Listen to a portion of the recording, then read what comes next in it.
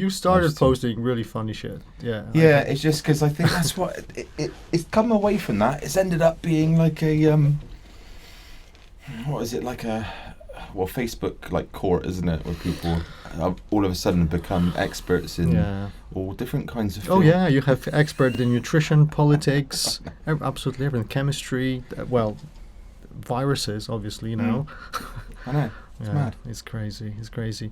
How? Because obviously, normally in normal circumstances, we train like a lot. Yeah, I know. How did you cope with that? Because 6-7 months. Gotta be honest, not very well. Well, not just.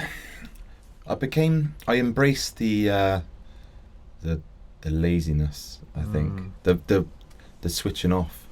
I think become quite easy. I think when you have trained for such a long time, and then you have that little break. Well, mind you, if it was 10 years ago, I'd be saying the opposite, and I was itching to get back. But this time, it felt like it was quite nice to have that. Yeah, I think it's okay for a few weeks. Yeah.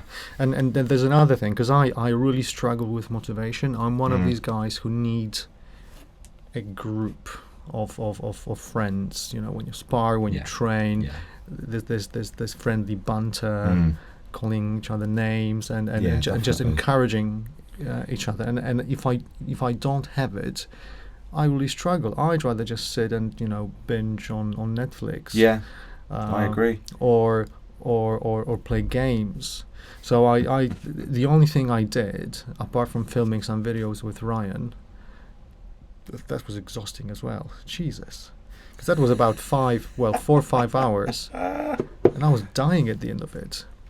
He was still on it. Was he? He was still on it. I needed breaks in between takes, and apart from that, I did some cycling. Because I don't run, I hate running, so literally cycling and that's it. And actually the only thing that kept me more or less in shape, so I didn't put any weight, was fasting. Yeah. Which is not that healthy. Well, if you just do this. Yeah. No, I do like my food. Yeah. I have made a point of when we went shopping today to fill the basket with just fruit and veg today. It's that yin and yang, I think, between I've had a couple of pints. Yeah. If I now eat some salad, that's clearly the way forward. No, it's anything in moderation, though, isn't it? Yeah. Yeah. It's just temptation. And also, I think life's too short sometimes to not do things you enjoy doing, like having a pint with your mates. Things like that. Yeah, these are important parts of our life. They are. Because it's if you only had to train and look after your weight and do smart things, people think things would be really boring. Thing, isn't it? When it becomes like professional fighters and things like that. If you haven't got much time to relax in between, unless you're Conor McGregor, who takes like 6 years off in between fights. Well. He can. He's got so much money in the bank. Yeah, I mean, part of me just thinks, you should just take it and run, really. But the other part of me is thinking, I'd like to see the rematch with Khabib. I don't think he was on it in that fight. There's something wrong with him. No. I don't know whether or not it was mentally, or he had an injury, and there was rumours that he'd done something. Was it his knee or? And apparently he was drinking alcohol a lot. His own whiskey, I imagine. Yeah, and eating a lot of very hearty, heavy food, loads of like steaks. I heard rumors about injuries as well, but I still don't think he's got an answer for Khabib. I don't think he's got enough time to work on his ground, like defense against him. He done all right in the first round. Yeah, he got taken down, and he managed to get out. It's just keeping that up, and I think it's the consistency of what Khabib is doing. Conor's cardio always seems to be a bit suspect as well. I don't know why. You see him push himself, but it's like I don't know. It's just like doesn't seem to be. But that failed him in first Nate Diaz fight. His cardio. Yeah. That's what it is. People don't realize that cardio is really if you're not important. If you're not fit, you can't fight. That's as simple as that. You you might last 30 seconds. Whenever I spar and after first round I can see someone opening their mouth, breathing through their mouth, and I say, oh yeah, I've got it. I'm a bit like that. I'm like, yes. Yeah. He's not as fit as I am. And then a minute later I'm dribbling through the gum shield. Yeah, that's it. So moving smoothly to martial arts. So we've been talking many times about your early days competing. So you entered the world of martial arts really early, and was it karate and later on? It's all sorts. Yeah, I think so. I started karate when I was 7. Bloody hell! That's really early. Yeah, that was. Kudos to your parents. Yeah, my uncle suggested it, so me and my cousin both went. He lasted about a year maybe, and then sort of disappeared off, and then I just carried it on, really enjoyed it, and I was probably at the same club until my teens, and then it became the going out with friends, don't want to get up training, especially on a Sunday morning, and it's a long time to keep something up and be motivated when you've started so young. I think if you start a bit later in life, you kind of appreciate it a bit more and you understand it a bit more. I think when you're young, you don't quite get it. But I think there's so many benefits. Oh God, yeah. Of starting martial arts, any forms of martial arts really early as a kid. But they're getting younger and younger now. When you look at boxing or UFC and things like that, all the guys that are coming through. You got some young lads and ladies coming through, aren't you? So. But it's so. I think it's just so important, because I look at my son and I look at generally human beings and what sort of things you get from martial arts. Obviously, fitness. Obviously, you learn a skill, potentially survival skill. That might save your life. But apart from this, there's a whole list of things. Respect for your opponent. It might be your friend, so like sparring partner. Loyalty, consistency, hard work. When you fail, not giving up, just working through pain. Because I joined martial arts really late in my life, like proper with Ryan and kickboxing. But these were the main things that I've learned, that you need to reach this painful moment where you haven't got any strength, everything hurts, and you have to push through it, and you can have similar analogy to life. I think we've been there quite a few times now, haven't we? But life is the same, because life throws things at you that you never suspect, and it's quite hard. It's like going up the hill all the time, and very often people give up. But once you have this mindset of, okay, it does hurt, it's hard, I can't move my leg, it hurts or whatever, but I can just push through it. You will. And very often people give up in any other walks of their life, and it's so annoying. I think with sport and with kind of sports, I suppose, that revolve around just yourself, it is hard, because it's quite lonely at times, isn't it? Do you know what I mean? That's very true. It's I think, especially with fighting, you've got to be quite a selfish person, I think, when it comes to training hard. You really do. That's what Ryan always says, that it's a selfish sport. It is. I mean, the thing is the time it takes. If you want to be good, you've got to be in the gym all the time. And that alienates yourself, obviously, from a lot of things that are going on in the outside world, doesn't it? I mean, you know what it's like when you're training for a fight and things. It's that's all you live and breathe, isn't it, for months? Well, my family really enjoys having a dad who's a fighter, but they tell me all the time that they hate me going out. So literally, you finish work, go home, have something to eat very quickly, and you go and train for a few hours. You come back with the bruises and blood on your on your face. Whose is that? Is that yours or someone else's? That's normally the question that gets asked. Usually it's Gary. Usually it's Gary. Or Ryan. But it's I think just looking at just going back to martial arts and how I've read loads of articles in the last few years how important martial arts is to healthy development of human being. It sets you up for everything in life, I think, a bit, you know, and that's not just being fit, but school and things like that. If you've got that discipline and you can fight through something and come out the other side, absolutely, then when it comes to anything in life, it's a really important thing to have that strength of character, I think. I think even you know, because it's inevitable that you will have some sort of argument at work, that you will have problematic encounters with your bosses, with everything. But I since I started martial arts, everything that I do that requires a little bit of not aggression, but having some sort of argumentative power, I treat like touch gloves. Yeah. Full respect. Yeah. Let's have an argument. When we finish, again, touch gloves, and we're friends again. And very often people just get carried away, and it's stupid. Controlling your emotions, that's another thing that's so important in martial arts. It is. I think I was always, growing up, I had no fuse whatsoever. It's quite weird. I find it really easy to switch on, especially like competing in karate in early days. I wouldn't say anything, wouldn't talk to anybody the whole tournament. As soon as it got on the mat, really psycho. Yeah. But as I've gotten older, I have find that harder to kind of deal with. But haven't you noticed that most really tough fighters are such sweethearts outside the ring?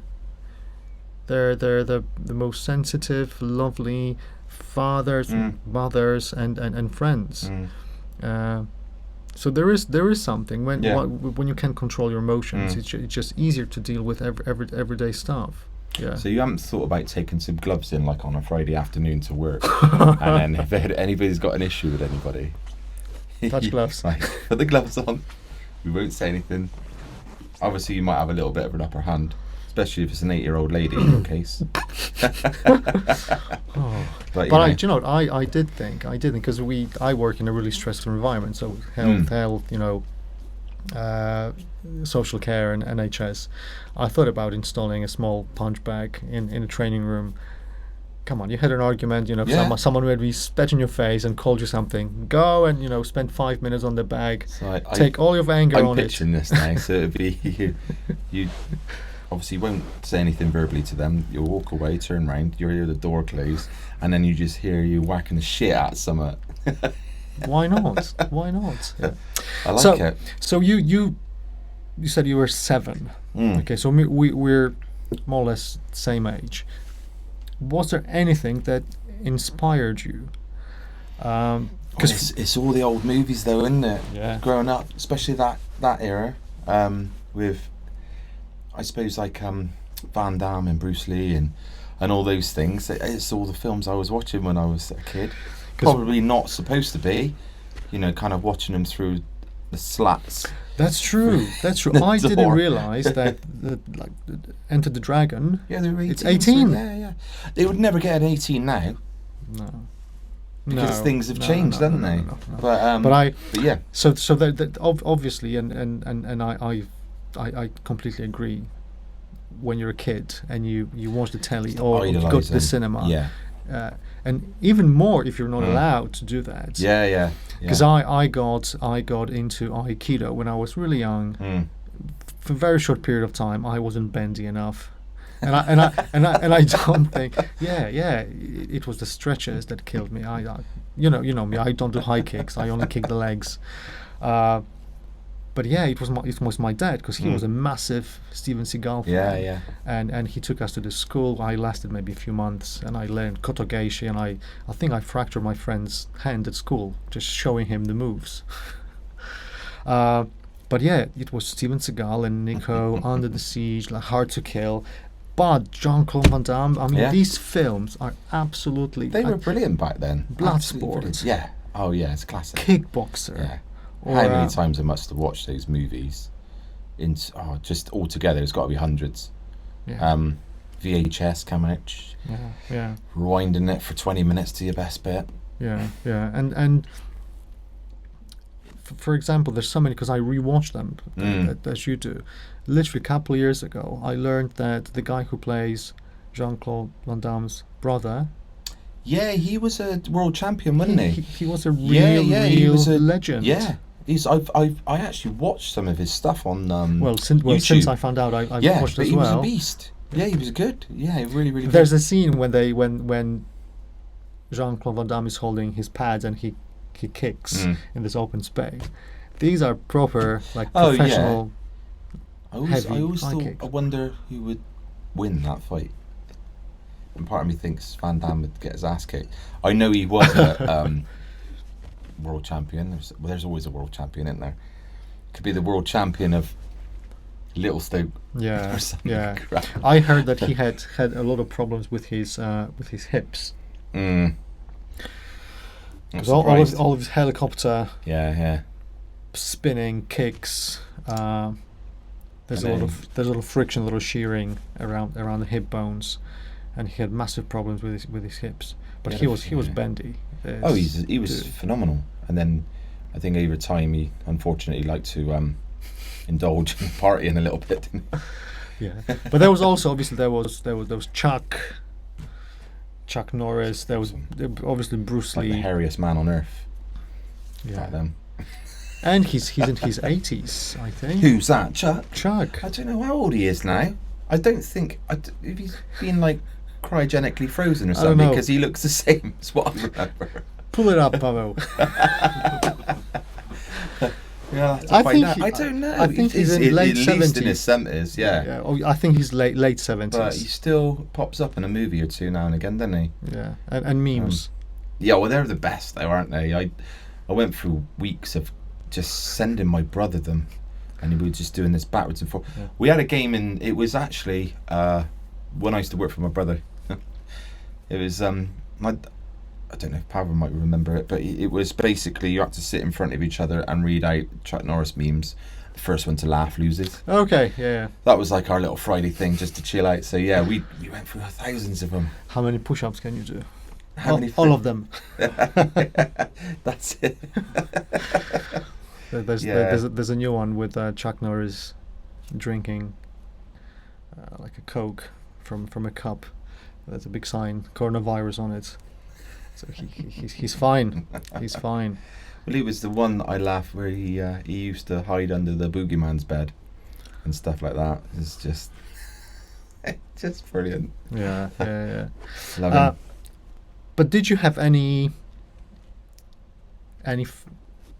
sportsmen, any real martial artists, not film stars? So I'll give an example, because I as you know, I started my kickboxing adventure with Ryan, really, and what got me into kickboxing was watching Raymond Decker's. I mean Decker's.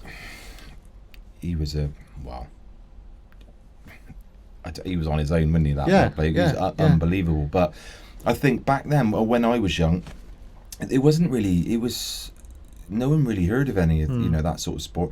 I think it was always more sort of geared up towards sort of Asia and stuff like that. That was hugely popular. Whereas over here, it didn't seem to be the case. So it was boxing, back in the 80s and stuff like that. Like with Tyson and Lennox Lewis and things like that. So I had a keen interest in watching what I could, if I was allowed to again on the telly. So, but the thing is now. It's accessible, isn't it? Whereas if you've got 4 channels to watch, sport wasn't on, and you didn't have YouTube to be able to go to and watch any of it. Yeah. So now you can watch anything you want. I have to tell you, I absolutely love it. I think we live in the most wonderful times when it comes to martial arts. Yeah. I can talk about martial arts with my colleagues at work. I even talk about martial arts with my wife, because she knows who Conor McGregor is, and then and because I've tried to. I'm not sure she's listening to me half the time, but I have. I will talk about it. I went through a stage of just talking about training just continuously. It felt probably to her for about a year, and that was when I was doing Krav, and because that was just I lived and breathed it for so long. Yeah, because that's what you have to do. I think when you want to succeed in anything, but especially martial arts, you have to forget about everything else, and you have to have like a narrow-minded. But I think it's when it comes to then coaching as well. To me, it's almost like you need to have that I don't know, huge back catalogue of stuff that you've watched or read and things, so you need to understand everything, all different aspects of it. That's why I like chopping and changing between sort of martial arts, really, or have done over the years, to get a feel for different things, because I don't think there's always one ultimate martial art, unless you're talking of like MMA, which is obviously a mixture, which is great, which really that's the way you should train. We're actually just talking about the first UFCs that you had you had fighters, judo specialists in their kimonos, and you had Brazilian jiu-jitsu in their gis, and then you had the wrestling guy wearing like shoes and stuff. And then you had a kickbox Muay Thai guy. And now it evolved into this beautiful art. I know. And it is beautiful, because when you watch like anyone like John Jones, or like even last night. I didn't see it. Okay. Do you want any? Go on. Yeah. Spoilers. I don't. Yeah, I will catch up with it. But I was going to ask you actually earlier about Till. Yeah, he lost. Did he? It was decision, but he lost. He was a worse one on the day. Yeah. So Whittaker is back. The Gustafsson got submitted by Verdum. Yeah, first round. Oh, that's gutting. I don't know what's happened to Gustafsson. He's like, I always favoured him to get the belt at some point. He was a beast. Personally, his Jones fight. I think he won. I think he won. I think he did as well. Yeah. That was a bit of a harsh decision. I don't like Verdum. I don't know what it is about him. I know he's amazing on the ground. Yeah. But when he got knocked out, what's his name? Who fought Cormier last, wasn't it? Or was about to again? Stipe Miocic. That was beautiful. When he was running backwards as well, wasn't it, against the cage? Yeah, beautiful. He caught him running backwards, and when that happened, I did celebrate probably a little bit too much. I'm glad you got knocked out like that. Yeah, that's true. But I think he will retire now. I think he'll retire now. Such a shame. But I was shocked with Darren Till and how Whittaker was just phenomenal. Bobby Knuckles. His wrestling is just phenomenal. He was just holding him against the cage. Yeah, it was really good. But going back to different, because obviously I don't think I'll ever go into any other martial arts. I might not have time to do it, because I've got this mindset that if you try it, just give it all. Oh God, yeah. And so the moment I saw the fight, Nicky Holtzken with Joseph Valtellini, or any of Robin van Roosmalen, or it's just the leg kicks and the whole glory organization for me is just phenomenal. I really rate it higher than any other martial art, because I just love it. You have to. I think I do prefer watching it than UFC. Yeah, I do. Definitely. It's just so aggressive, isn't it? Yeah, especially when you have two guys fighting in more or less the same style, and they're literally standing in front of each other. And it's brilliant. Yeah, it's like Robin van Roosmalen against this Russian guy Jazar. It was just beautiful. I know, because I was just trying to think with him. I remember seeing his last fight was a fight before, because he lost, didn't he? Or was I thinking of who, the Russian dude, or Robin van Roosmalen? Robin, yeah. Well, he was double double weight glory Yeah, champion. yeah. And I think he achieved whatever he wanted to achieve, and he left to MMA. I think he had 2 or 3 MMA fights. I think he signed contract with either one or Bellator, but I haven't heard anything since. No, I'd seen some training videos of him recently, and he looks quite sharp again. And he's a black belt in judo as well. Yeah, so he's got a really, really good base. Yeah. How far did you go in judo? Because I think this is one of these martial arts that's slightly underrated. Yeah. Massively. People always talk about karate, taekwondo. You've got these fancy kicks, and you've got jiu-jitsu with chokes and holds and arm bars. But judo is always underrated. It is. It's like, because I think like between like judo and jiu-jitsu, jiu-jitsu always looks cool. Everybody's like, oh, it's cool.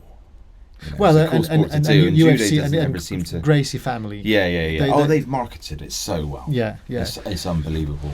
So I think take my hat off to him. When he won the UFC one, and everyone was like, "What? This little dude against this huge guy, and he just submitted him? How is it possible?" So everyone then, okay, that's something I have to start training.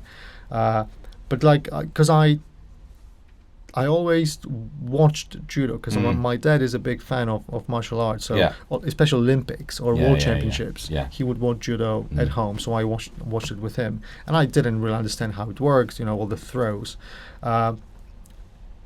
So, am I right in thinking that judo concentrates more on standing, clinch, and then throws? It's a chess game on the feet, really, because it's unlike jiu-jitsu. You don't get time to work on the floor. Like, if it goes to the mat and you're not seem to be doing anything, if you're literally just holding someone, you'll get stood back up.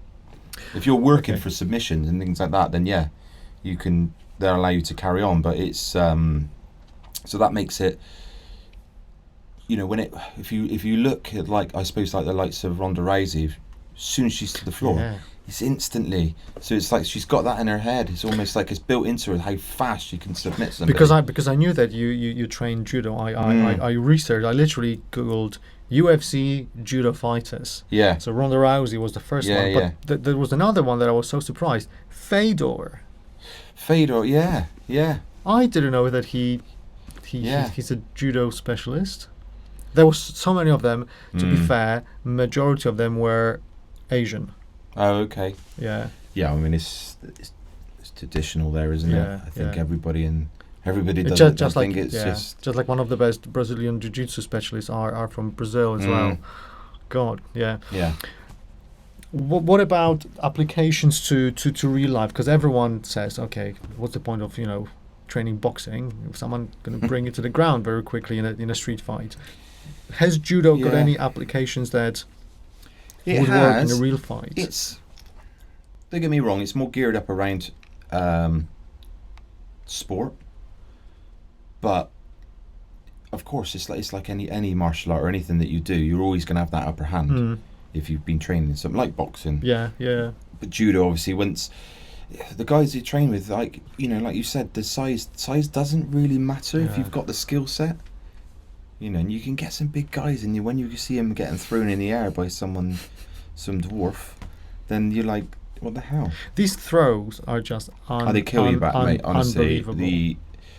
I've been winded several times from just hitting the mat when you don't realise. You see the ceiling, you see the floor quite quickly. Yeah. And you're like, right, that was. But good. It's just. Can you imagine that on concrete? Like in a street scenario, this is the thing, isn't it? It's very good for controlling people. The thing is, because you are in a gi, I mean, it's simulating wearing a jacket, isn't it? So I suppose when it comes to sort of self-defense perspective, it's it's very similar from controlling someone's arms and things. So it has a really good place. Its place. Imagine choking someone out with their own coat. Just one. That'd be so cool, wouldn't it? Or a tie, yeah, anything like that, and it is good because you for the first few months of doing judo, your fingers are incredibly sore where you're gripping, but then over the time, your hands, it's so strong. It's mad. Whoa, that's very true. I I didn't think about that. So basically, from the point of view of controlling our opponent, because really in kickboxing we don't control. We're supposed to strike. That's right. Yeah. And in jiu-jitsu maybe that's control as well. Yeah. And they all have their place. And I wouldn't say there's anything out there where I'd be like, you have to train that. Yeah.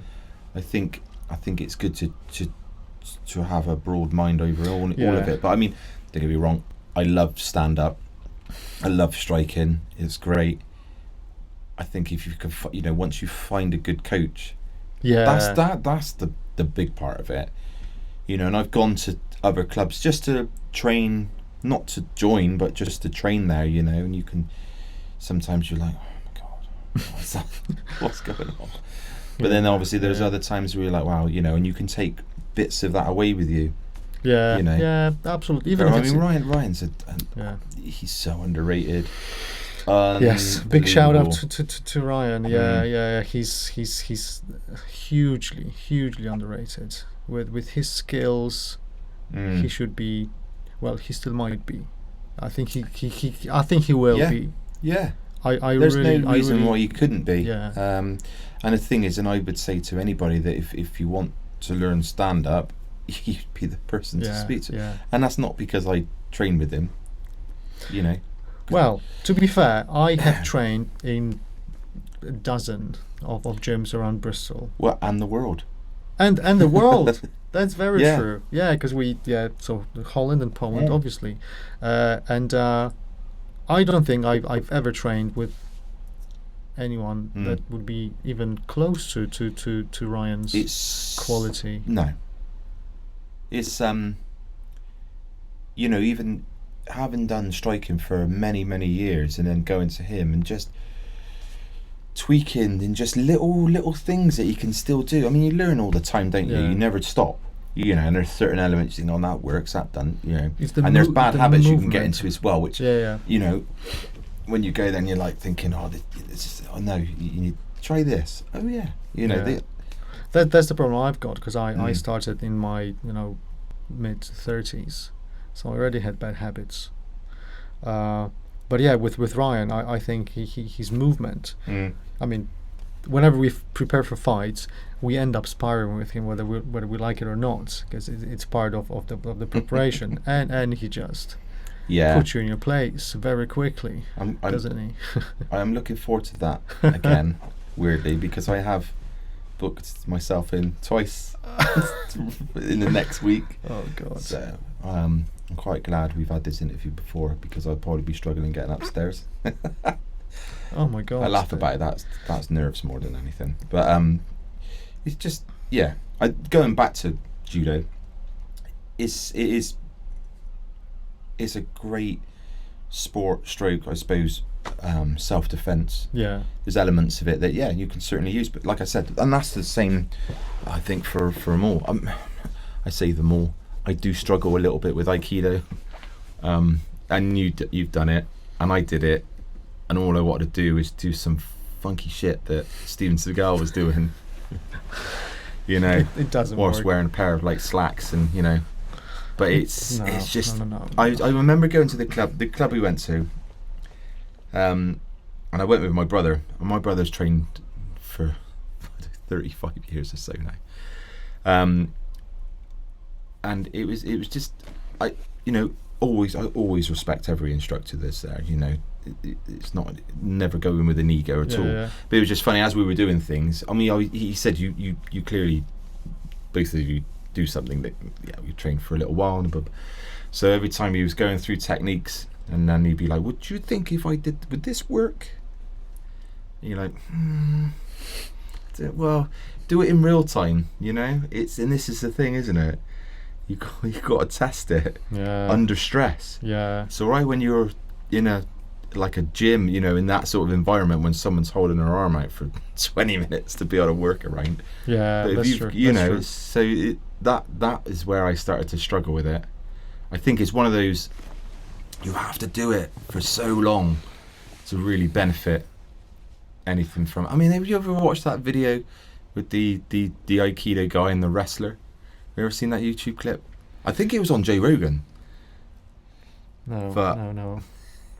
He obviously goes into some class. I think he's wearing jeans and a t-shirt on, and then obviously you got this master jiu-jitsu guy, and the wrestler just literally just bundles him to the ground, just straight away.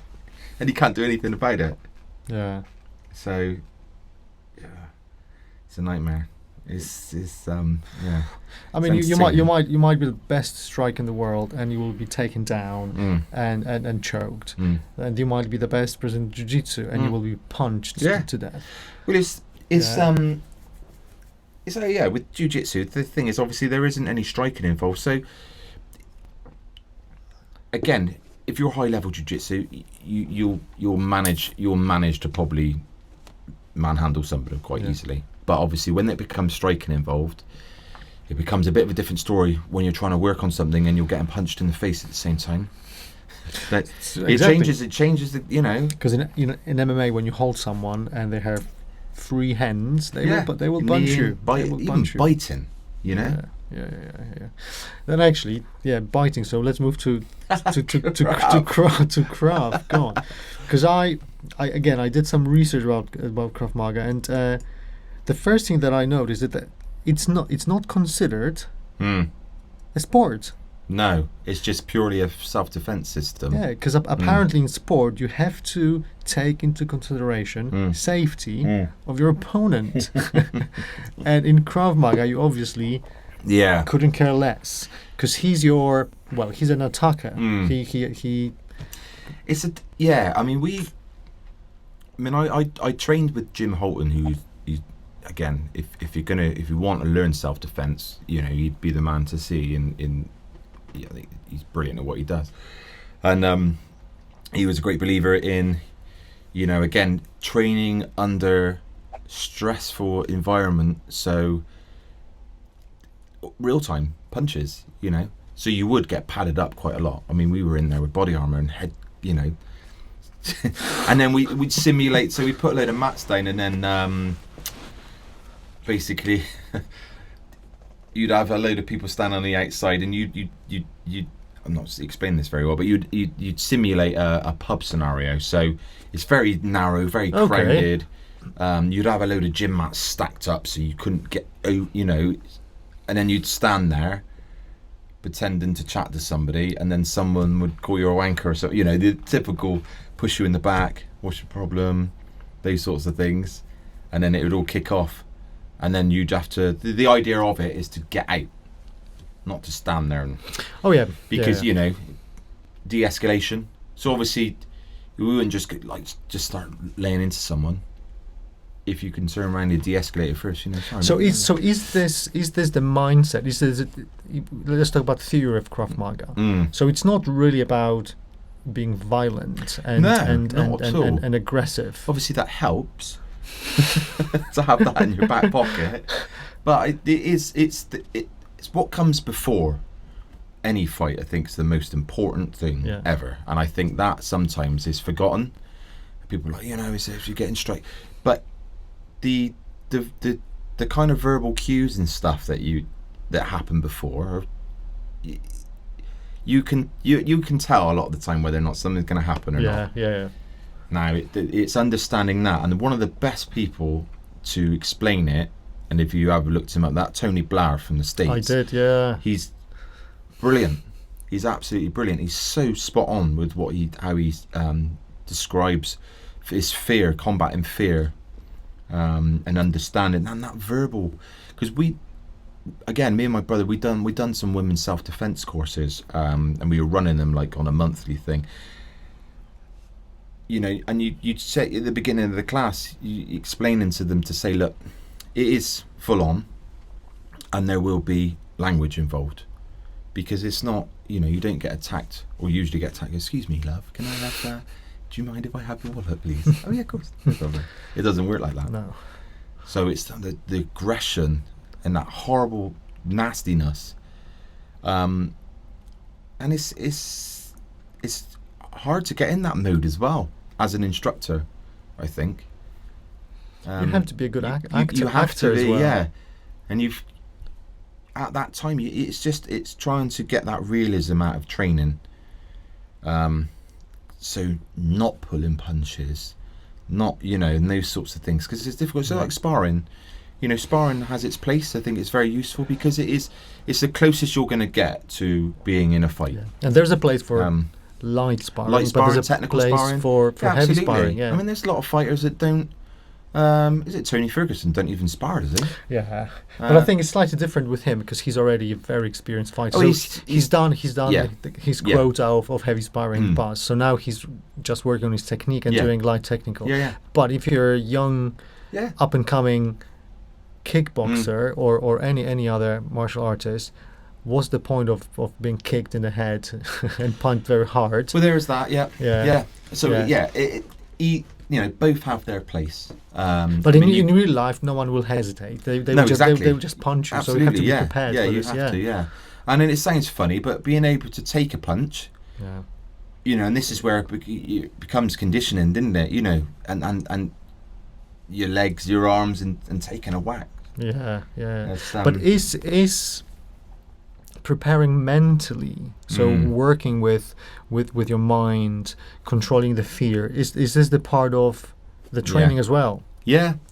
So I mean, a lot of it. I mean, there's a lot of literature involved. That sometimes at the beginning of the class you show video. This is me and my brother again. We'd show videos and scenarios, and then we'd go through and point out indicators within these videos. What have you noticed? What have you seen? What have you, what would you suggest and things like that? It's quite important to break down things because I guess there are certain patterns. So when you go to pub or whatever, and you feel in the air that something is going down. Yeah, the thing is, we're terrible these days for for ignoring our fight or flight, or you get a funny feeling when you walk in somewhere. Then that's because your body's telling you that something isn't right. Then you need to listen to it. Whereas a lot of people just don't know. If it's like, for instance, and we used to have this conversation a lot, if you're outside a lift and the lift door's open and there's some guys in there or whatever, from a female's perspective maybe, and you walk in and you go, I really don't like the look of that, then just wait for the next lift. Why? But I think we feel a bit like embarrassed. Awkward, yeah. But why? Yeah. I mean, I'm not ashamed to say, like, if I'm still walking down the road and I see a group of kids, then cross over. Yeah. Why not? Okay, so this would still be the priority. Yeah, massively. So in Krav Maga, you're not actively seeking. No, it's avoiding. Okay. Yeah, so I mean, literally, like that. Going back on what I just said, if it means crossing the street because there's a group of kids hanging around, outside a shop or something, you never know. That might have then avoided a situation where you're walking through them. Because another thing that I've read about Krav Maga is the motto is basically get home safe. Yeah. So if it means crossing the road or turning around and going another way or just waiting for another lift, so be it. But I think we just follow sometimes our instincts, and instincts can be wrong very often. It's like I said, it's understanding your thoughts and feelings at the time. My wife had a situation. This is going back, and this is because because I'd always have these conversations with her. She sort of picked up, but she was out walking the dog. This was years ago, and she was kind of walking through the park, seen this guy, and this guy's walking past and stopped, kind of doubled back, and then came through the gate towards her. And she thought, and there's no one around, and it's like quite a wooded area. And she said, I got the dog on the lead quickly, and then she said, because of where he was and where, rather than walking back down the lane, she just walked at him, nearer the main road. Probably the best thing you could have done. Yeah. But it's having that thought process really, really quickly, because you've got like split seconds, haven't you, to make a decision. And to say if she turned round and walked down the alleyway, then you just don't know. It's not to say that he was going to attack her. Yeah. But we need to have that in the back of your mind, because I think a lot of people, unfortunately, are in that mindset where, it never happened to me. It never happened to me. Until it happens. I think it's 1 in 3 people are verbally or physically attacked in their lifetime, or something crazy like that, statistically. Yeah. So, which is a lot. So you need to have this sort of... You need to have a basic understanding. Sixth sense sometimes. Yeah, and use it. Yeah. For what it's there for. It's like going back to the caveman days, isn't it? You know, that's what we're running away from dinosaurs and shit. You know? That's so true. That's so true. Our little caveman brain. That's a really good analogy, because I think that's what we're missing. I mean, if you're a caveman and you have to run away from a saber-toothed tiger, you're full of stress. You're stressing yourself, and you will remember next time. But our modern life, modern civilizations, we got rid of all of these stressors, really. So we feel very, happy, free to do whatever we want, absolutely. And we don't understand that there are some really evil people out there. Oh, there's some disgusting people around that don't give a shit about you or your family or anything. Yeah. And this is going like reading through books like Albert DeSalvo and things like the Boston Strangler and things like that, and it's frightening when you start to and how brazen he was in particular, and how people are. Yeah. Broad daylight, and again it goes back to that understanding the fear. I mean, there was and I can't remember, I don't think this was Albert DeSalvo, but there was one article I was reading in particular where a woman was kidnapped and put in a car. She was driving the car and she was being held at gunpoint. Now they got to a petrol station. He got out, he filled up the car, paid for the gas, and got back in. She still sat in the car, waiting for him. It's that fear. She was just paralysed by fear. Yeah. Paralysed with fear, worried about consequences. Now, we try and explain to people, where is he taking you? Is that worse than what you trying to run off in the first place? Yeah. Which I would say yes. Yeah. But it's trying to get that. The thing is, your brain tries to find the nearest thing to it. Now, if you've never been in a very, very stressful situation before, your brains won't know what to do. And the way I describe it is make fear your friend. So I use it. My wife Agatha will know, because whenever I prepare for the fight, I'm stressed as hell. This is like, when I'm anticipating to be booked for a fight, I can't wait. Yeah, come on, Ryan, find me a fight. Then once you see the text message, Remi, that's the guy you're fighting in 2 months, and it's like, and then you start YouTubing him. Yeah, and I get so stressed, it's like eating me from the inside. But I've just learned to make friend. So this feeling is my friend now. So I'm not worried about it. And do you get those waves though when you think about it? Because I get like the. And stomach. I feel all right. I feel happy, and then you think about something, and then you go, oh God, I've got, and then you're fighting. And just get this all the way up until the fight. But just experiencing these fears regularly prepares you more for a real life situation absolutely. As well. So it's we lead far too comfortable lives now. There aren't any stressors. No. Apart from I don't know. The Wi-Fi is not strong enough, or had that conversation today, funny enough. But yeah, that becomes stress when you got your kids moaning about it. But I know what you mean. The thing is that we have got ourselves in this habit of trying to eliminate every stress as much as possible. Yeah. Now it is a crazy sport to get yourself into, isn't it? Yeah. Because it's quite unnatural. I love it. Yeah, and it is. You've got to be that sort of type of person to enjoy it. But you're putting yourself in a really stressful environment, and it goes back to Krav and training under and getting bundled onto the floor, that sort of type of training. Yeah. Real life scenarios. We've trained in pubs and stuff, actual pubs. That's the next question I was going to ask.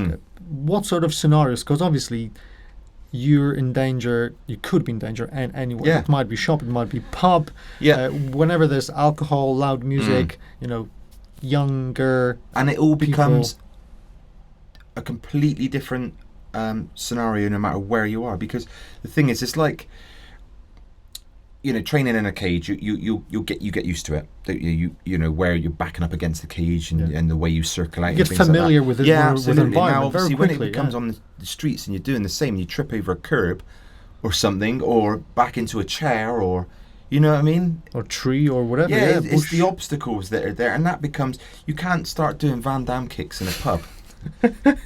Although there is Kickboxer, that scene when he's drunk and he's fighting these guys, which is one of my favourite. Yes, it's his dancing that I absolutely love. I think I tried to emulate that several times in his white vest, his dancing. But you can't do that. It just doesn't work. No, if you're slipping on piss and booze on the floor and stuff, it's messy. And someone reaches for an ashtray or a bottle, or people are just don't give a shit. So what? Because do you have any grades in Krav Maga? Yeah, well, I think there's a lot of Krav associations now that have got belts. I think the association that I was tied to didn't. They had diplomas, so you're graded up to level 6, I think, which was the highest grade at the time. And then I don't know. I since I've left, I know there's like. It then goes on to instructor and so on. So what does the grading look like? So do you have to go through these scenarios, like the weirdest? Yeah, I mean, it's because it's a military-based system. It's like the grading is like a day of beasting. So is this true? Because I heard stories about literally 10 people trying to take you down, trying to hit you, and you have to continuously the whole day defend yourself. You do and they go hard. Yeah. It's pretty flat out. I mean, they put the sick buckets in each corner of the room, that sort of thing, and you're always advised to eat some that you don't mind bringing back up, which is jelly babies, are the preferred choice. Okay, and you're still digesting food because you've got no real breaks. I went through, I think my last grade in, I think I drank about 5 litres of water. 6 hours. Sweating buckets. 6 hours it was, God. Yeah. Okay, that's back so when I was cool. really fit, not so much now. I'd love to get to that level again, and I will. Is it because you know when you think you know what it takes to get there? That's just the thing, and I know how much hard work it really is, and I've got a lot of respect for the people that are still doing it. It's brilliant. I mean, it is loads of fizz at the beginning, and the fizz is, it's not necessarily expecting you to do 100 push-ups in one go, but the idea is that you try, Yeah. But we were getting to a point where we were doing 100 sit-ups. I remember you'd lock in legs and you're clapping each other's hands, and you get to 100. Right, 1, 2, because you think you've got there, and it's that fucking your brain, because that's what they want to do. So you start again. It's like that. That's hard. Or we were, squats all in a line. The last person got to run back to where they got to, and everybody's got a squat still, and then they all take it in turns.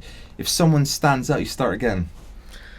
So it is that sort of team, and this is why I suppose it's like the military side of it, It's working as that team. We've got an instructor in because I train with survival kickboxing as well. There's this guy Tom. Shout out to Tom.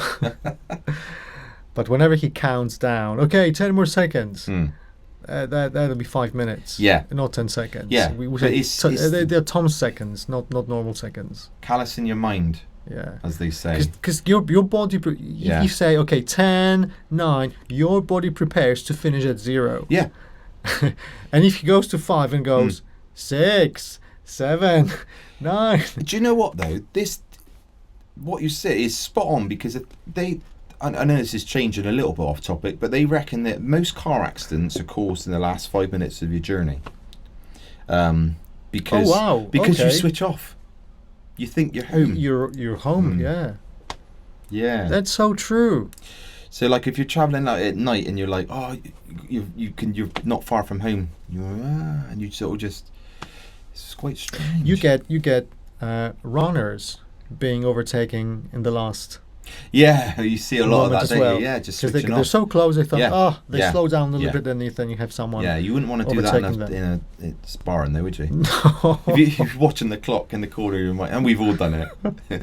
Yeah, we do. When you're doing round after round, and you look over and you think, "Fucking, I've got 10 more seconds to go," but you've got to still be protecting yourself. Yeah. But I imagine there is an element of that where you just like, I'll just like put my hands down and get punched in the face at the end. So if you go from 10 to 0, you have to be prepared to go another You got to fight. train beyond your means. Does that make sense? So like Ryan, for instance, you know, if it's everything you seem to do, you train within 3 minutes, don't you? Yeah.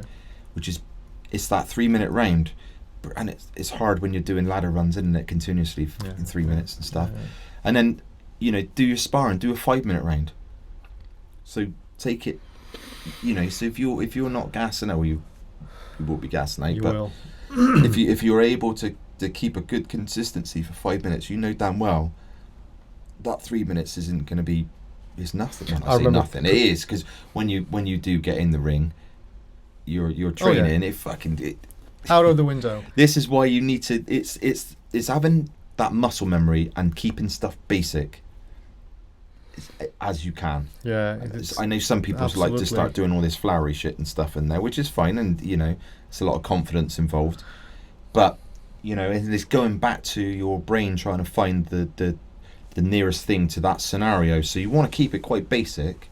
And jiu-jitsu, I think you've got to really train for a long time to have that, to be able to pick out certain elements and moves on the floor in a stressful situation. You know, I think if you're quite new to it, you'll find that hard. You get your ass kicked all the fucking time. But I don't understand Brazilian jiu-jitsu because I'm not an expert in it, but I'm absolutely fascinated watching.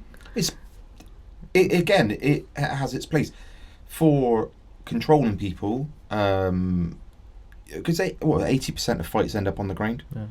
So it's important to have a bit of an understanding of groundwork. But it's just amazing how people, you know, from like half guard or having someone's back, they just go to armbar or some sort of choke. And these are schematics. They follow certain patterns, and it's just, you know, whenever I watch Joe Rogan and there's, you know, fight companion with Eddie Bravo, and he literally commentates as the guy moves from one position to another to reach this, and he already knows, okay, that's his goal. Like Darce Chalk or whatever, and it's just amazing. He's quality. So he's got Planet. Is it Planet Jiu-Jitsu? Ninth Planet, yeah. But I think you can have similar analogy to kickboxing, because when you fight and you kick someone, I don't know, leg or punch them in a certain way, and you can see some sort of response. You just go for it. You hunt down this one. I mean, it's anything that you do practice. You got to get to that point and understand, haven't you? And people's moving someone around the ring where you want them. Absolutely. Setting them up. Hitting the body, you know, these sort of things. There's a lot that goes on. People don't really, or people that don't train don't quite understand, I suppose, that side, that element of how many hours you're putting in, feints and twitches and movement, that your brain's all doing this at the same time whilst not getting punched in the face. Or getting punched in the face. Well, punching, teaching you things as well. Yeah, I blocked many a punch with my face. So talking about, because we mentioned mental preparedness, de-escalation, controlling your fear, controlling your emotions. Obviously, I had to pick your brains about this, because you've got some experience with police work. Yeah, so okay. I did. I worked for the neighbourhood policing team for, say, 5 years or so. One thing that did enlighten me to is how badly the self-defense side of things is for policing. Well, that's bloody terrible. I mean, it's obvious now, knowing your background, your experience, that anyone with your knowledge of self-defense, Krav Maga, but the theory of it as well. Yeah. So de-escalation rather than becoming aggressive towards. So it's such an important part of being a police officer or any sort of security person, etc., etc. It should be. They should have to. It should be mandatory. Yeah, but it isn't, and this is the problem. So if you have a refresher course once a year, what's that teaching you? That's crazy, isn't it? Yeah. It's like saying someone if you couldn't swim but you had one lesson a year, you're just going to sit in the shallow end. Yeah, that's a good comparison. Doing the same sort of thing, aren't you? So and you're bound to make mistakes doing slightly more complex things. And again, with that, if you're wearing kit, if you're wearing a vest and stuff, with all your that all changes. I know when you're doing your first initial police training, is that obviously I was a PCSO, so I didn't end up, and for good reasons in the end, because it did change a lot. I did debate about moving to become a PC, but then I think it's just too much red tape. But anyway, going back to their training, obviously initially there's a lot of training involved. We had our bit as well. They do some scenario stuff with dealing with drunks and things like that. But it's like anything, unless you're doing it regularly, all the time, you're never going to be prepared. Yeah. Never. So scenarios I have been in, where it has been a pub fight or things like that, and you really got to have trust in the person you're with. And I worked the door then after this. For a while. I don't know why. I like to punish myself, I think, with drunken idiots, I think. Well, but is this the problem? Because obviously the police force in general has been in really bad light in the last few months. Is this the reason why? Lack of really good quality training? Because I've heard people claiming that it could be, minority. So there are several bad apples in each unit, and we just have to get rid of them. Is it quality of training? Is it that some people that go into police force shouldn't be there? Or is it a combination of everything? Or is it maybe that it's just blown out of proportion by the media? Because I hate media. They do blow things out of proportion all the time. And they're very good at brainwashing people into thinking the way they, and because they want to sell a story at the end of the day. And I do feel sorry for the police force. I really do. They've got probably the hardest job at the moment than anything it's out there. It's crazy. Hard. People really don't understand. And what I don't understand not giving them respect, because at the end of the day, if you wanted help, they're going to be there. It's like the London attacks. They were the people that were running towards the screaming, not away from it. Yeah. And people quite easily forget, don't they? And this is what makes me laugh. Like with all the rioting, it wasn't that long ago we were all praising and clapping the police force, and rightly so. Yeah. But now it is a shame. They just, don't get me wrong. It's like in any job, you're going to get a few that are a nightmare, but then that's because we're all human, and I think people forget that side of it. Policemen are human at the end of the day, and you're going to make mistakes, but the craziness that it's got to at the moment is beyond belief. I don't understand it. I did think about it quite a lot, and it's slightly different here in the UK because there isn't so much guns around, so many guns around as well. Thankfully.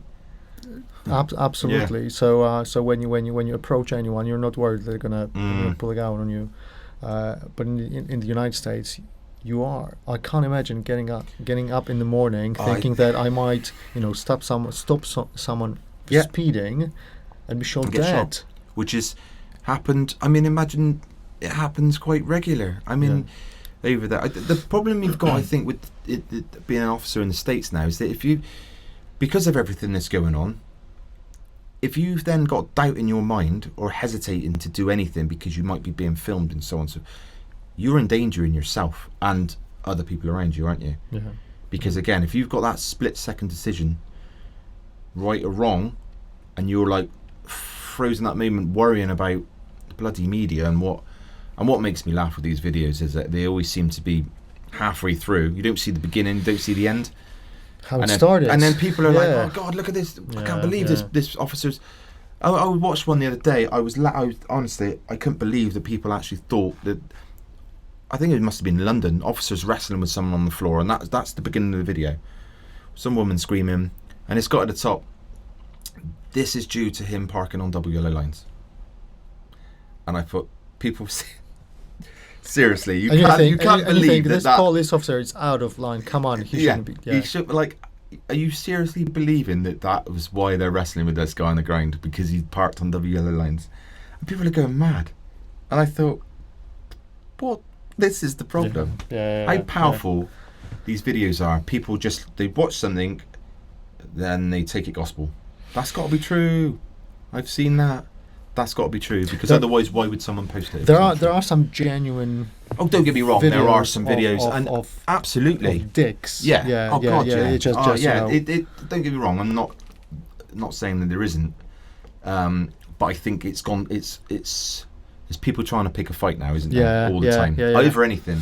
Cyclists against motorists, and then you see all these. I got a habit of watching these videos. And they send me to sleep at night. With a smile on my face, because there's some idiots out there. But it's like, so all these videos, and it is, you get the person there, coppers at the window, they're filming them, being really polite, asking them for stuff, their credentials and things, and then they're getting upset, and then you've got the comments going, I can't believe these coppers stopped in blah blah blah, and you're like, he was really polite, and I can't help that. And you go, I've been stopped by the police.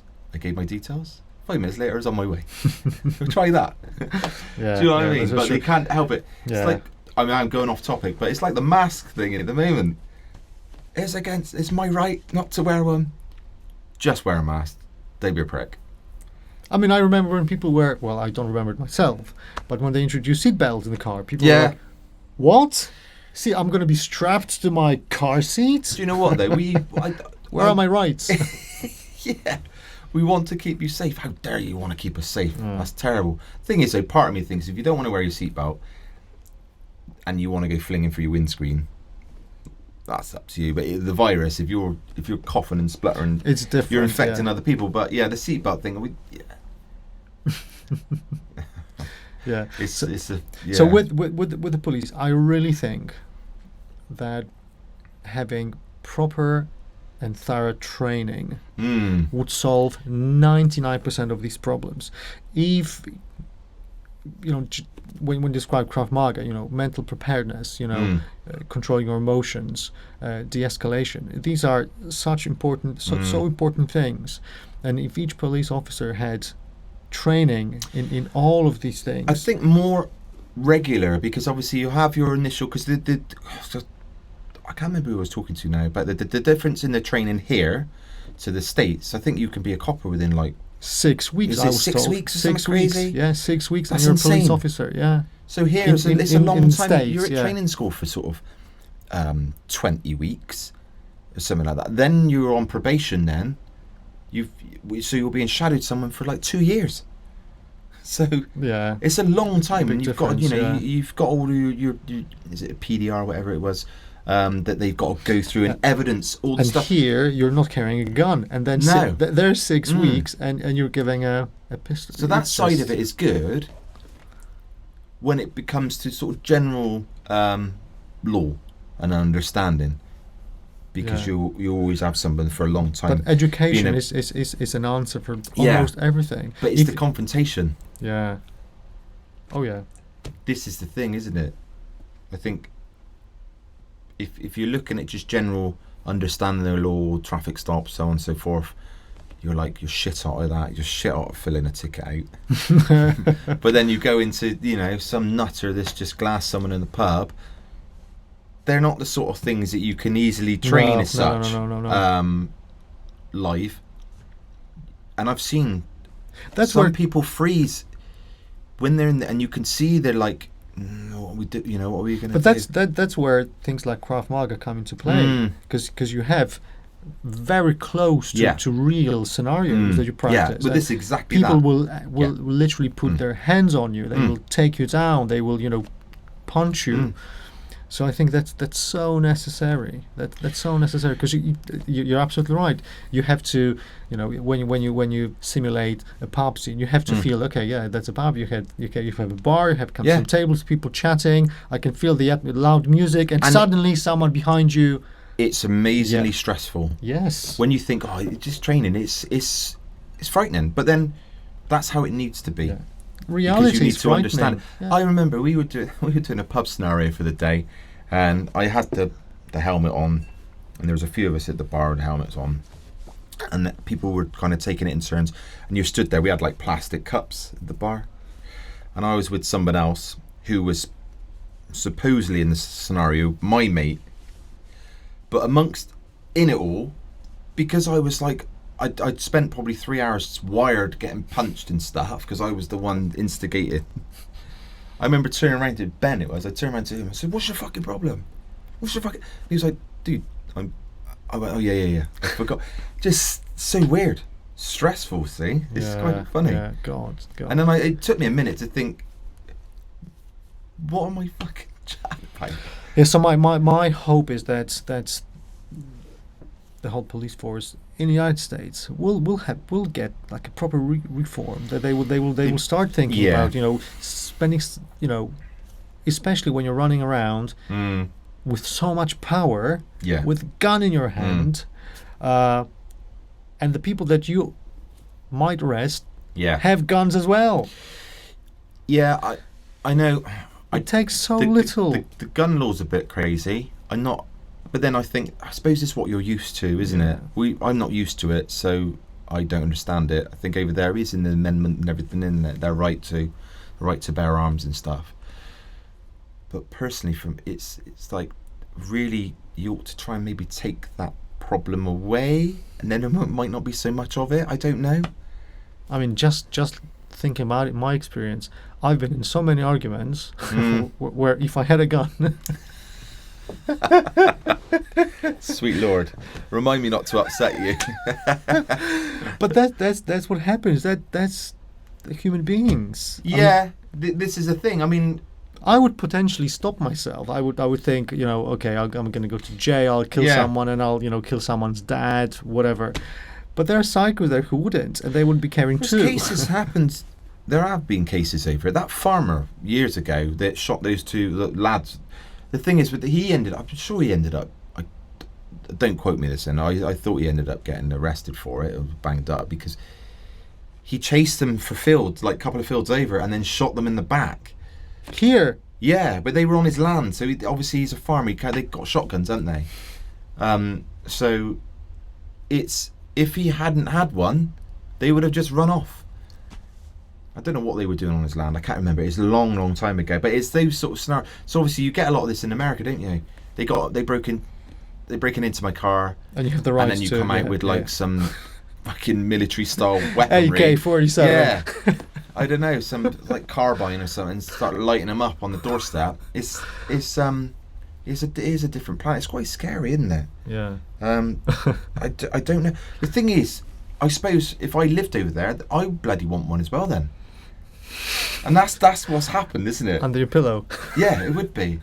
Yeah, strapped to my Talking boxer about shorts. Steven Seagal. Have you ever watched the series? He's a sheriff. Yeah, so he's like a special, like what they get over here. He's got guns everywhere. Yeah, I wouldn't be surprised. Everywhere, by his bed, in the kitchen, everywhere. Does he still do it? I don't Can't know. do, because he's got big, and he looks like he's been dredged from a river. But his life's crazy. He's a good friend with Vladimir Putin, isn't he? Yeah, well, Putin's a black belt at judo, isn't he? Yeah. Well, we should have talked about Putin earlier. I won't go down the Putin route. I don't want to be popped off. But yeah, fair play to him. Some videos I have. I mean, yeah, he looks good. Yeah. Fair play. Yeah. I can't imagine Boris Johnson doing anything like that. No, I'd love to watch sumo wrestling. He'd be pretty good at it. Yeah. Yeah, he might be one of dark horse. You never know. Oh God. So there's karate, there's judo, obviously kickboxing. You must have trained boxing as well in between. Yeah, Brazilian jiu-jitsu a little bit. That came in hand to hand with Krav, really, jiu-jitsu. Yeah. Is your body protesting at all? Yeah, every day. That's just why I got to be honest. Having this break it's actually been quite nice because I trained for so long. So do you think your body had enough time to recover a little bit? No, I don't think I'm gonna. I broke my foot at the beginning of lockdown training, and you broke your foot? Yeah, I went over on it doing jiu-jitsu. I went, literally just went down to do a takedown and just went over on my foot. I think my feet are just knackered. But I think I broke my. Well, it's funny. I found out I did break my toe. I kicked. I can't remember. It might have been Gary. He moved forward. My toes went the wrong way. Yeah. I thought at the time, but you carry on, don't you? I remember trying to push the clutch in my car with my heel all the way home because I couldn't. My toes. I was kind of screaming every time I touched. God, whoever was driving near me, like or behind, thinking, "What the hell is that guy's problem?" Going. You could see me in the car pushing the clutch. But these are the usual things. So toes, fingers, elbows. I've done my so, and I get it now. It's where it's funny. If I block a punch and my hand goes back on itself, it greens me out. I can't use my arm. I have to strap it up quite heavily these days. Okay. But that's just never healed. Same with my thumb. So do you think it's from throws in judo? Or? No, that's from being punched. No, yeah, blocking punches. Oh, God. If you got someone like leather and like proper full on, your arms go, Okay. So I ended up kind of adopting a bit of a weird stance after that, where, if I sort of tight guard, because if my arm's quite tight like that, and there isn't a lot of. So even if you go like this. Yeah, so I kind of have to. I end up having it out a bit more, so it's got there's a little distance. Yeah, it's a bit of distance before I get the pain, but you just live with it, don't you? I think I probably am in pain every day, but I've learned to live with pain. How old are you? Jesus. 42. Yeah, I've fallen apart. But yeah, thumbs, fingers. Yeah. So when going back when I broke my foot, and I was quite blasé about it. X-ray, yeah, you've broken it, hit you. It's just out of interest. Had I broken? Can you see if I'd broken the other toe? Yeah, it looks like you'd broken that. I said, right. I said, I did it. Yeah, that makes sense because it was painful. And all I did is just tape them together. And that's how it. So all my toes probably are all like trying to put. I went trainer shopping a few weeks ago. I know this is going off the subject, but I couldn't. I was in the shop trying all these different and basically I couldn't. I'm going to end up with orthopedic shoes, I reckon, because I was trying all these trainers on and they were all painful to put on, where my fucking toes are so mashed. Yeah, these. So I need to start. I don't know why I'm laughing at it. These are huge downsides of martial arts, because what are you going to kick with? Well, your foot, or your shin. Yeah. Well, something. Well, even if you kick it with your shin, your foot will get caught eventually, or your toe. Yeah. Or you're gonna have a, you're gonna punch someone in a slightly weird angle, and one of your knuckles will. That was when I done my thumb, and that was with gloves on and catching someone. Yeah. And it had gone inside. It was only until I took it off, and it looked like I had elephantitis of the thumb. That took months. And I just training with you Gary, Tommy, every now and then. Gary with his he's thumb done as the well. Same thing, didn't he? Yeah. Me with my foot, with my knuckle as well. We're a walking disaster between us all, aren't we? But I think it's like any sport. They're all going to come with injuries, and they will probably catch up with you later in life. Yeah. But I think I've got arthritis all in my toes because he showed me on the X-ray. So. But wonderful. I think something to look forward to. You just need to do it smart, more than anything, and like a smart sparring, Yeah, I mean the thing is, sometimes it's weird because I have felt like when you're doing stuff slower, there always seems to be that more potential of injury. Yeah. If you're doing something, taking someone down to the ground and stuff. Muay Thai fighters spar.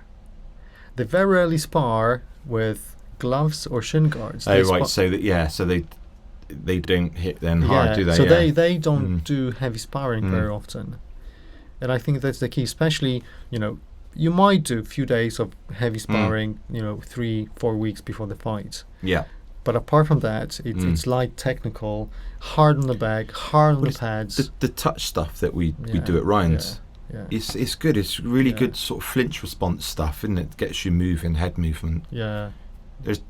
There is so much more to it than just putting on gloves and whacking the shit out of you. But then that side of it, especially that club, they do love a good tear up. Yeah. It's good. Before we finish, we have to talk a little bit about UFC, because I know you're a big fan of Glory and Bellator. Yeah. But there are some really cool fights coming up in the next few weeks.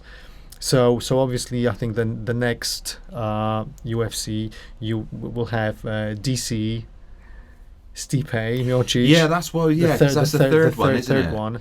Ooh. What are your thoughts? I don't know. See, DC, I think I love him. I think he's awesome, isn't he? And he's so funny, and he's just such a wicked, good commentator. He just comes across as such lovely dude. He's just natural at that as well. So he's got a job for life, hasn't he? I love Stipe as well, though. He's a firefighter, isn't he? He's a legend. He's a ledge.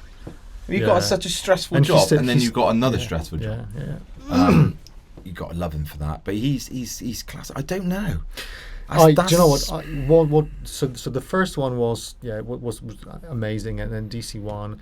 The second one, I was so impressed with Stipe and his body shots. Yeah, he worked his body the whole time, didn't he? That I don't know whether it was his idea or his corner, but when they told him, he was hooking his body, wasn't he? I think he landed about 20 of these. Yeah, and eventually his hands dropped. And he lost. So I don't know. I have a sneaky feeling that it might be Stipe again. They're both high level wrestlers. But I think DC from a wrestling perspective is probably better. Yeah. He's got his pedigree, isn't it? Of what he dropped John Jones, didn't he? I think he's one of the very few to take down. He took down John Jones. Yeah, I think he took him down a few times. Didn't he? Yeah, and he got sprung straight back up again. I mean, James is is wrestling. It's like Greco. Yeah. Oh yeah. He's phenomenal anyway, isn't he? He just disappoints me, that bloke, with his outside the ring, but that's a different story. But yeah, I don't know. I'm split between who I want. That's when you have two lovely guys that you admire as fighters. It's difficult to pick one. Well, any either of them, whoever wins, I'll be happy. First fight was that hook from the clinch. He worked, and on he's been practicing this. Oh God, yeah. That isn't just fluke. Because that's what you do when you clinch and you push someone away. Their arms drop, and you should. Well, he kind of done like this. Yeah, he kind of. I remember him dropping his arm down. He sort of shrugged out of it, or like an underhook from. Yeah. Perfect. Yeah, it was perfect. And obviously, there's another fight. Well, with Khabib and Justin Gaethje. What do you think about this one? Because Gaethje. I've never known a man take so much punishment in my life. He impressed me so much with Tony Ferguson, and Poirier as well. He's just Ferguson wasn't on it though, was he? I don't think. You think so? He wasn't right. Yeah. I don't know. That again. I would like to. I'm not a massive fan of Khabib because I just don't like his style of fighting. I think that's all it is. Gaethje's like a crowd pleaser, isn't he? If he had pockets in his shorts, he'd have his hands in them. I reckon, because he'd just run at him with his head. Because he does get caught a lot. He's improved so much, though.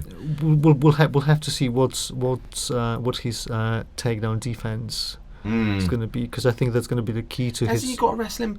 He's got a very good wrestling background, hasn't he? I think he's got more pedigree than most of UFC fighters. He chooses not to use it. No, that's right. Because I think that's why he wants to sort of improve so much on his stand-up. Because the last one I seen, I think it was Ferguson, his stand-up was, he looked like a different fighter. Highest of levels. Yeah. So he's obviously good, he's around the right people by the looks of it. But yeah, I mean, wrestling, Khabib though, fucking wrestle bears for fuck's sake. I think yeah. I don't know. I mean, the way he controlled Conor. But then he's been out a little while now. When did he last fight? His last fight was with Poirier, I think. Yeah. I know say this. Some people don't necessarily believe in ring rust, but I think there's an element of it. I think if you had more consistent fights in a short space of time, you've acclimatized a bit more. I think. Yeah. I don't know. I know it's weird now. But then you look at GSP out for 3 years, comes back, wins. There's another factor that one. There's another factor that we have to take into consideration is that his father died. Yeah, so is he going to be in the right headspace? Exactly, and they were so they were tight, close. Weren't they? I mean, he's been his coach for forever. Yeah. So that might be. So he's in Russia still, is he? Because he was unable to travel, I think. Yes, So I think he was stuck out there. I think they confirmed that they are fighting sometime in September. I think it's UFC 2. Again, who's he been training with over there? Has he got his? I don't know because he's at AKA, isn't he? Yeah. Ordinarily. Yeah. So he would train with DC. Yeah, he does, doesn't he? Yeah. They've got quite a good relationship by the looks of it. They always taking a piss out of each other. They have these videos when they take piss out of each other. Yeah. Well, that's a good club when you've got that. I mean, we've got a bit in ours. I like it. You've got to have that sort Bear of Pit is amazing. I love it. I love it. The banter, the closeness, the loyalty, and whenever there's a fight, you know, there's at least five hands, offering to help you with sparring and training all the time. Yeah, so absolutely. It's amazing. That's what you need. And Ryan as well. Whenever I fight, he's just amazing, encouraging you. It's annoying, isn't it? Yeah. Sparring him, he's probably one of the best people I've ever sparred in my life. It's good. I love it for that. Because that's how you get better, isn't it? You don't want to be the best in class. It's pointless, isn't it? Really. If I won the lottery, I would open a gym and I'd let him run it. Make his dreams come true. Wouldn't you? You know damn well it'd be in amazing hands. He did say that he's after opening not just a gym, like a big community club where you can drop with your kids. There's like a little kindergarten place where kids can stay and be looked after, and you can go and train, and you can go for a nice cup of coffee. There's a little cinema in the corner. That's his dream. That's what he wants to do. The thing he's only 27. I know. It's sickening, isn't it? Sickening. Bastard. I know. What was I doing? I can't remember. Yeah, I'd had a kid and everything. But anyway, it just seems so long ago. Yeah. Well, he'll have a kid very soon as well. So. I know. That's fair play. It's going to be mad, isn't it? I reckon he's going to dress that. Kid's going to be dressed up in some crazy stuff. You can see it now, like a Batman outfit and things like that all the time. It's going to be wicked. And I'm really looking forward to him fighting again. It's I really want to be there for him. Obviously, if he was fighting in Russia, that might be a bit of a stretch. But who will he spar? He'll have to travel though, won't he? He'll just knock us out. Because he's at that gym at Newark, wouldn't it? Yeah. Sudge, yeah. Yeah, they got their Bailey fighting, and Chad. Yeah, that looks like a quality place. They are. And it looks like they've got Ryan's best interests is what he needs. Yeah, it's a dad and 3 sons, and they're all fighters. Yeah, like I love looking at the photos of them where they're level. all kids and the dad's in the ring. Yeah, amazing. What a pedigree. But he's fighting in soon, isn't it? Next month. August? Next month, yeah. Chad. Yeah. So that's live. That's the guy who was I think he was number 2 in Glory. I thought, I could be wrong, I thought I read something he hadn't lost a fight in Glory. Maybe. I don't know. But he fought like all the top ranking fighters in his weight class, and he moved to boxing now. But Bailey's an amazing fighter. Unfortunately, it's a difficult one because it's the exposure, isn't it, with kickboxing, and you don't get the opportunities financially. No. Just like it's a shame. When I talked to Chuck about Glory and UFC, why can't Glory do the Fight Island? It's just money. they haven't got money. No. But I thought Glory was kind of tied in with the UFC. Aren't they?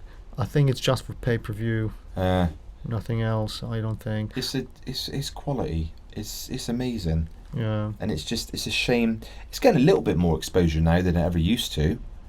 I mean, I think martial arts as a whole is probably the biggest it's ever been. Ever. It's amazing. You know. Everywhere you go, you have gyms and there's clubs. more and more gyms. It's good because you have got the choice, you know, of going to some really quality gyms. And I know this is what is really want Ryan to have. He'd have one in best in the Southwest. He'd have people coming travelling to him. Yeah. To but train. look what he achieved with literally, you know, how big the gym is. 4 square meters, 5'10". That's it. Yeah. So he's done really well. But yeah, we're good as well. We're committed and stuff. Yeah. What does the future hold for Paul? Do you plan on fighting again, like competing? I don't know. I would never say never. No. I think 42 is a bit of a... It's just a number, Paul. I know. Just a number. I suppose it's... If I could feel happy in my fitness again, that's where it all starts from. Yeah. You know? Yeah, I'm happy in myself these days. So that's why I'm a bit like, meh. I love training, don't get me wrong. I'd like to get more involved in coaching, I suppose. If it ever came to a point where Ryan, you know, got... his place was big enough and he was... Yeah, it'd be nice to do some coaching up there and stuff. Can you imagine Ryan, striking coach? Yeah. You, judo, self-defense, That'd be awesome, wouldn't it? BJJ. Oh, that would be brilliant. Yeah, it'd be good. You'd have... I think between a lot of the people that we know friends-wise, you'd have an absolutely amazing place. Yeah, but again, it's just money. Just having enough... It's getting someone that was willing to invest in him. Yeah. And it's a shame that no one's... He's like a little hidden gem, isn't he? Yeah. It's just when I see these, you know, other gyms, you know, succeeding, and you know, you can see that they've got plenty of students, and I'll look at Ryan. I think what's going on there? Are they, you know, are other gyms just, other people just jealous, or they don't know, they're ignorant? I just don't think they know. Yeah, it might be personally just ignorance. They don't know what's going on. But you know, it depends what type of person you are. You've got to have a look about, haven't you? And find the best. Really. Yeah. If you're gonna, you know, if you're gonna train Krav, you got Jim Holton. I would, you know, that sort of thing. If you're gonna train kickboxing, you know, to me it has to be Ryan. Yeah. Or just general striking coach. He's so good at it. Yeah. I mean, for me, obviously with BJJ, I'd gone to Gracie, not just, you know, there are some good ones around Bristol, but Gracie's just the name, isn't it? I don't know. The instructor Dan, it's brilliant. It's a small club, the one I go to, which is nice because I think for me it feels like you'll progress quicker because there's less. You know, if you go to a club and there's 40, 50 students in there. You have so much more attention of the coach. Yeah. That's what I love about Ryan's as well. Yeah, because he's constantly watching you, and you don't. Sometimes you don't realise that he is, and then you be like, "Oh yeah, do some work." No slacking. No slacking. But just like, you know, try this, try that, move your feet there, you know, that sort of thing. It's just tweaking, isn't it, all the time? Yeah, let's hope, because I think he posted something today that he's reopened a little bit. Yeah, that's why I then straight away message. Because I'm off from work and rub it in until the end of August. So I thought I'm going to try and get some training in. That's what belly fat off. Working in school gives you plenty of benefits. Bloody hell. Wow. I know. So I am training tomorrow morning. My sister is motivating me at the moment, which is good. So yeah, it's kind of a...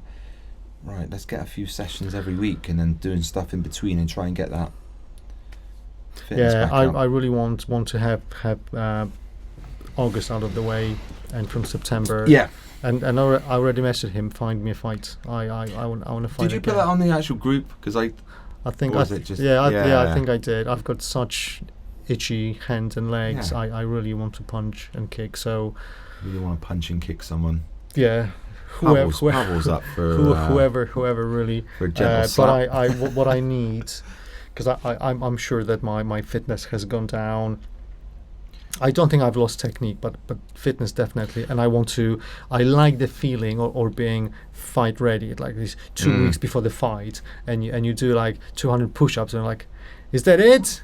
I can do so much more. It's Come funny. on. It's like when you are, and I don't know if you found it, because I know you're not a massive fan of running.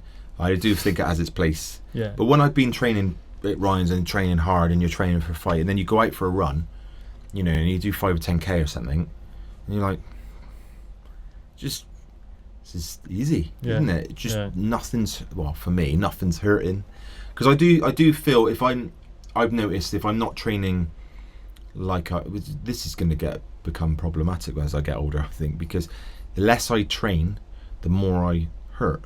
When I'm training, I'm a bit more supple, whereas I'm probably training and I'm stretching, but now if I've had a bit of a relax, not to say I'm not doing anything, but I'm not training on the level that I was.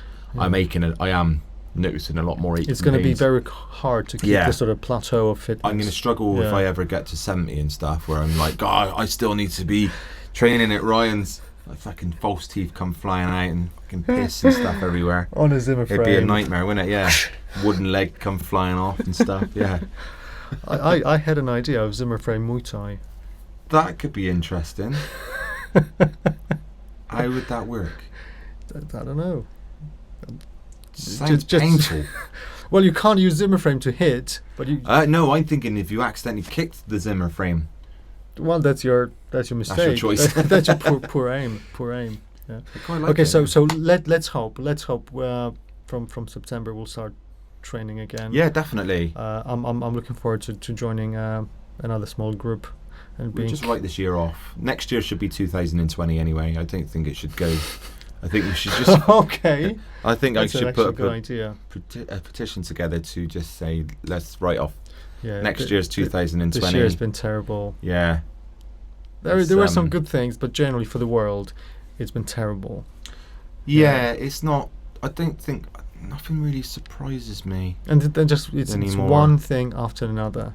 It's going to be. I did read something the other day that the U.S. government have been hiding like alien aircraft somewhere. Yes, well. So it wouldn't surprise me. I've listened to Joe yeah, it'd be the end of 2020, and we'll have bloody aliens come out. Apparently, it's official. They officially announced that they are in possession of a vehicle or a machine that it's not from Earth. Yeah, that's what I read.